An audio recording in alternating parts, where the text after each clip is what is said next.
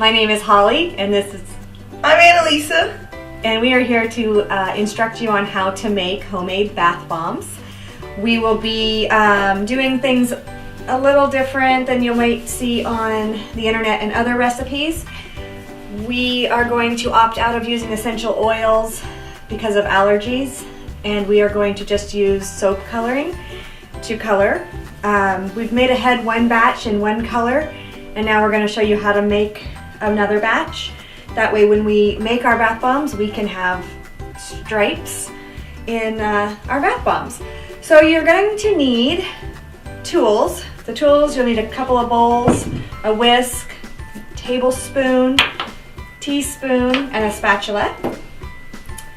You will also need a little tiny container of just water, tap water, room temperature is fine. A cup, measuring cup as well. Absolutely. And we are also going to incorporate little treasures.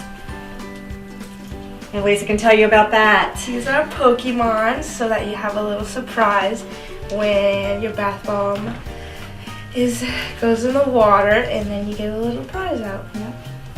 So you will also need silicone molds is what I like to use. Some people use eggs or spheres that pop together. I find those a little bit more challenging to get out once you put all that stuff in there. Sometimes they break in half, so I just don't like to use them. Haven't mastered that technique. It's a little bit more difficult. This is an easier technique, I think. So we're going to use silicone molds and make homemade bath bombs.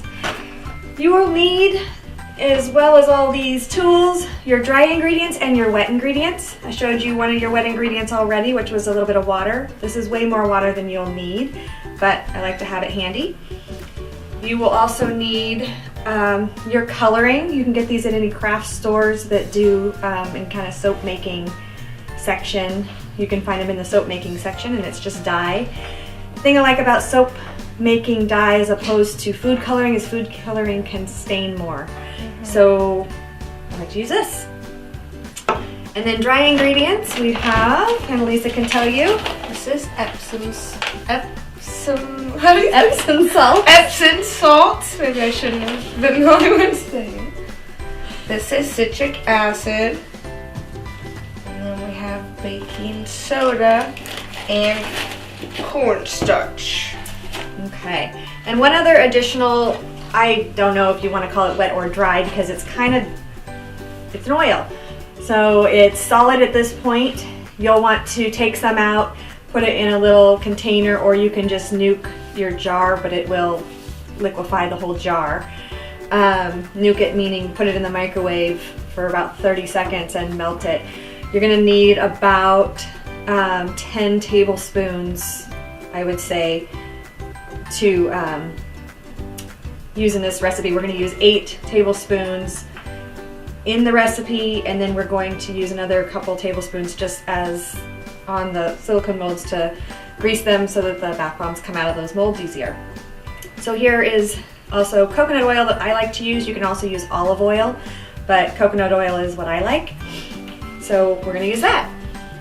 So to start, we're going to need how many cups of wet, Annalisa, in the dry? Alright, for the dry ingredients, this is 1 cup of Epsom salt. And then we will need 1 cup of the cornstarch as well. This one was hard last time. I'm not going to spill it this time. Hopefully. So while Annalisa's doing that, I'm going to start with the wet ingredients.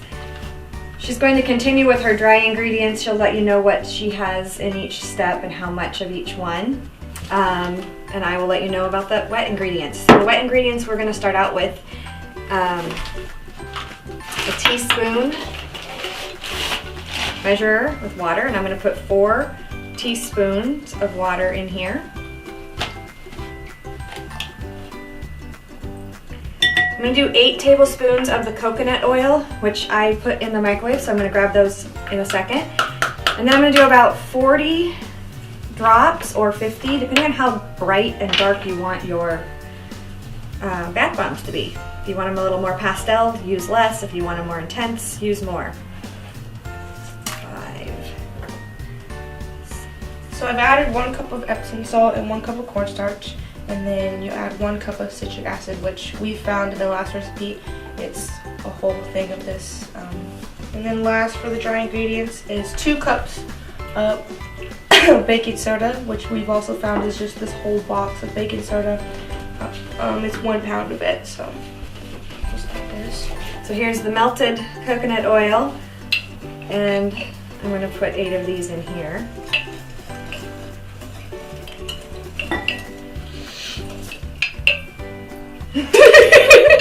Dang it! It's fun and messy, and that's the 8th one. So you still have some in here that you can use for when you go to grease your pan. So we're going to just kind of mix this in and mix it up as best you can. And when Annalisa's ready with the dry ingredients, I'm going to add them in there. You can do this while you're by yourself, it is possible, but I find it easier to have an assistant to help you just so that you don't have to fight with the mixing and the pouring at the same time. So we're just gonna lightly drizzle as she's stirring. If you stir too vigorously, you'll notice that there's dust that comes up, and that can kind of irritate your nose and make you sneeze, so you can wear a mask if that bothers you. Or you can just stir a little less vigorously and slowly, and it will not create so much dust. Ooh, reactions. So once you get that in there, you can also start mixing it with your hands. Break it up. Sometimes you'll hear some bubbling as things are reacting. You just got to get it in there and mix it real quickly. I like that purple. Yeah, so we've kind of made a purple this one. Like I said before, we've made ahead another color, and it's going to be a light teal color, and Elisa's going to grab it there and show you. Beautiful. So we have 2 colors, so when we make our bath bombs, which this should make roughly 20 bath bombs, give or take how large your silicone molds are, but our silicone molds, the size that they are, will produce 20 of these little guys. So now that we have our wet and dry ingredients, I'm feeling in here for lumps just to make sure I got them all. Sometimes even the whisk will miss them. So I'm just kind of feeling through. Once we get the mixtures mixed together, I'm going to set this aside. You're going to want to feel if it, it holds together well, you're good. It doesn't crumble apart very easily. So you can do it, yeah. Look, we don't even need a sphere. We can just make one like this. Bam. They're not as pretty, but anyway.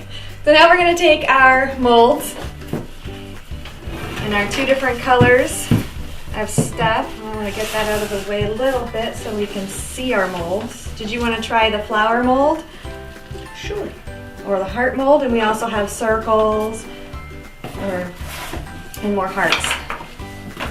We've got a few of these little guys to add in here, so if you're going to use these little treats and treasures, then I would recommend filling your mold about 1/3 of the way up, packing it down real nice and tight. Get them in there. Push them all down there. Add your little guy, and then fill the rest of your mold all the way back up, packing at the same time, getting it nice and tight in there. With these flower molds, pressing them, sometimes it can warp these out like that, pushing them out. So you'll want to just kind of check and make sure that when you're pushing them, you're not distorting your shape. I found that to be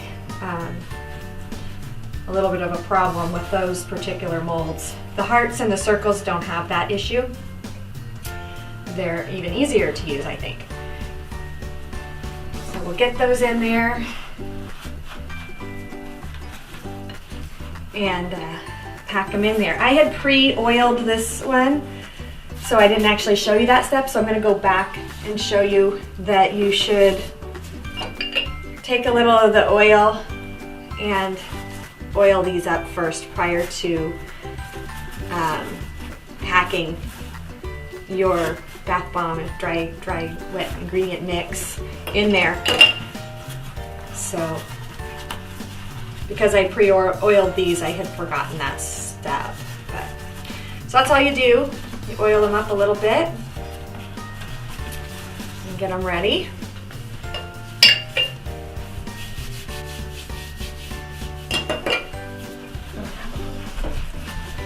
Make sure they can come out better easily.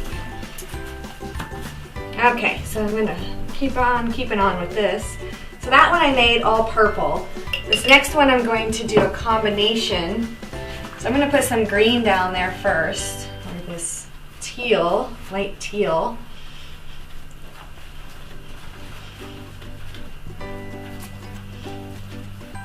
Pack that baby in there. Gonna stick another guy in there, and I'm gonna take some purple and add purple in there. Okay, so we have 2 in here, and the process continues until all of these are filled. And when you're done filling them up, you can put them in the freezer for anywhere from 30 minutes to an hour. I like to check them at 30 minutes to see if they've hardened up enough that you can take them out. Otherwise, an hour is plenty of time for them to be in there and should absolutely be done by then. So this is how you make bath bombs at home. I hope you enjoyed our video, and we will show you in a moment what the end product looks like.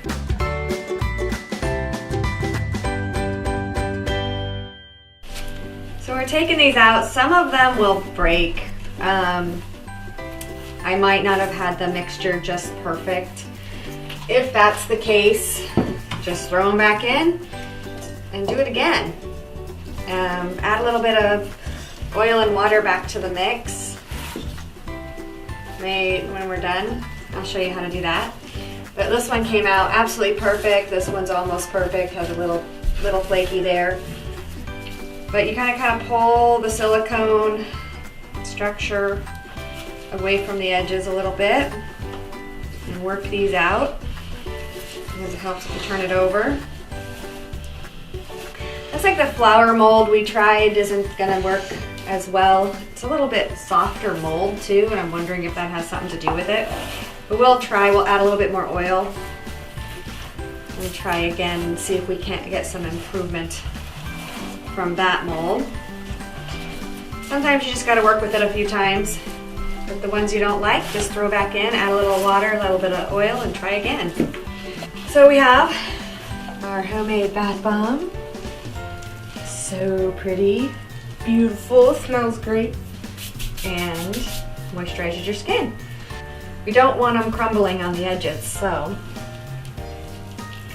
see, they're crumbling. So we must not have got the mixture quite even enough. So we're going to mix it again and see if we can fix that.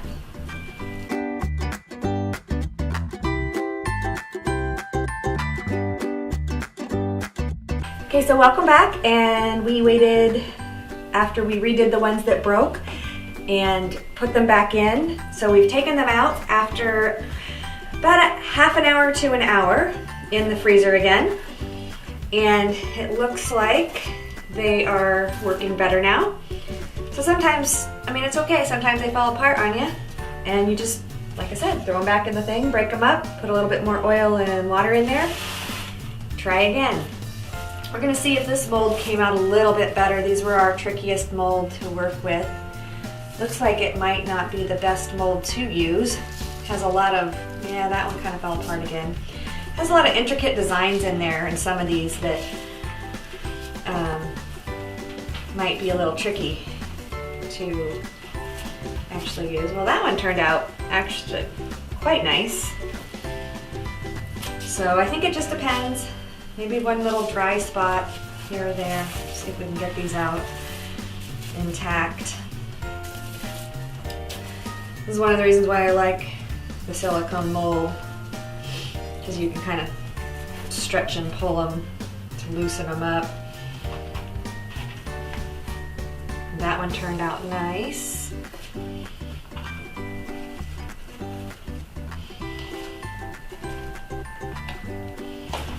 I might also, I'm trying to think of what I might have done that they're coming out a little bit. I might not have gotten them the inner workings of all these oiled adequately enough because there's a lot of little pieces that get that coconut oil on so that it comes off and lets go. So, but these are turning out much nicer. So I must have done a better job with the oil. And there you have them. Finished product. We've got quite a few bath bombs made out of those two batches.